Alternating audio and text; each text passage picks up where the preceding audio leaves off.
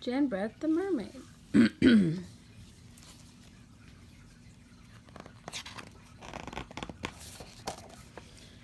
Under the sea, an octopus family got ready for a swim before breakfast. "Time to put on your new hat, baby," said Okasan. Baby did not like wearing the floppy new hat. That hat was not happy either. What is that hat? Looks like a stingray.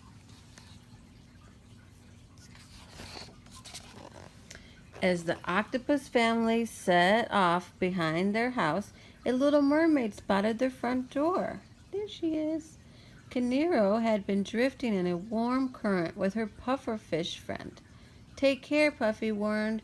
"You never know who may live there." "But I'm so curious," she said. Canero sashayed toward the seashell house. There goes the octopus family. Inside, breakfast had been set out. There was a great big shell, a medium-sized shell, and a little shell. Canero took a bite from the great big shell. "Too crunchy," she said. The little mermaid tried tender bites in the medium-sized shell. "Too slimy," she said.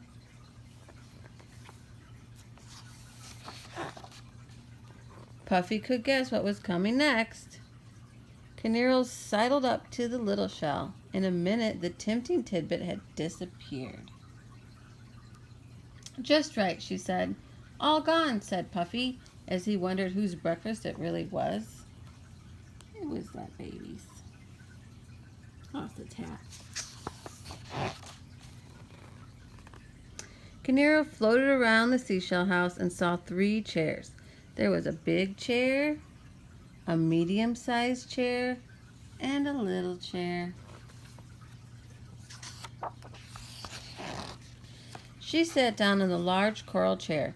"Too many bumps," she said, as she smoothed her scales. Canero wriggled into the medium-sized chair. Down she went. "This chair's too slippery," she gasped. The little chair was the prettiest of all. Canero sat on it. "Just right," she said, and she gave her fins a flippery flip. All that wiggling broke the chair to bits. There's the family in the meanwhile. Canero was sorry about the pretty chair, but not for long. She swam into the next room, and she spotted 3 beds. She and Puffy had been swimming for hours and were ready for a nap. She swam over and settled in. "Sweet dreams we'll have," she told her friend. But somebody had been eating in that bed. Ugh. There were seashells and crab claws all around. "This bed's too messy." There's the family. She flopped down on the middle-sized bed. "This bed is too squishy," she complained. As Canero patted her tiara, she spied the last small bed. It rocked like a cradle in the tide. She sat her head down on a pillow star and fell sound asleep.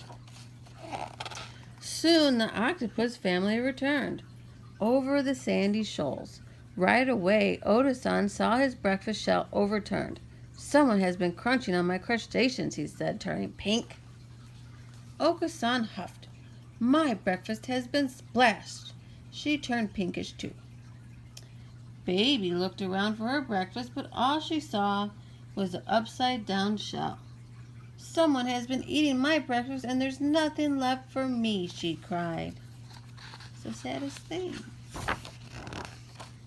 Oda-san saw his coral chair had looked different. "Someone has been sitting in my chair," he announced, even redder. Oka-san went from pink to red when she saw her chair. "Who has been squishing in my chair and scattered my teacups?" she asked. She's not happy. Baby saw her beautiful chair all in pieces. The hermit crabs were taking it. "My chair is going, gone," she cried. Saddest thing. Poor baby. Look at them hermit crabs. Little stinkers.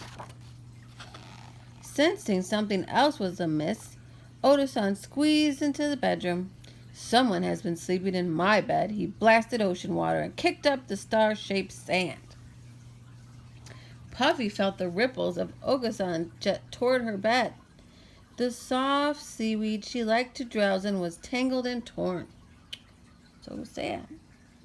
Someone has been sleeping in my bed, she said. Uh-oh. Baby octopus peeked into her tiny bed. A beautiful mermaid was sleeping there. There's the baby. The little mermaid opened her eyes and saw an adorable octopus. The baby's eyes were soft and sweet. Her skin was shell pink. Her graceful arms danced. But she was wearing the oddest little hat the mermaid had ever seen. Canaro, who didn't like to see anyone unhappy, gasped. That will not do, she thought about her tiara. What's she gonna do?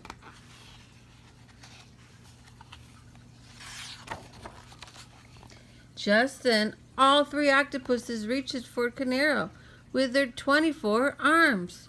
Puffy was ready. He puffed with all his might. Puff-a-puff, pokety-poke, stickety-stick. His sharp prickles did not like the octopuses near the little mermaid. They're out of luck. What's going to happen next?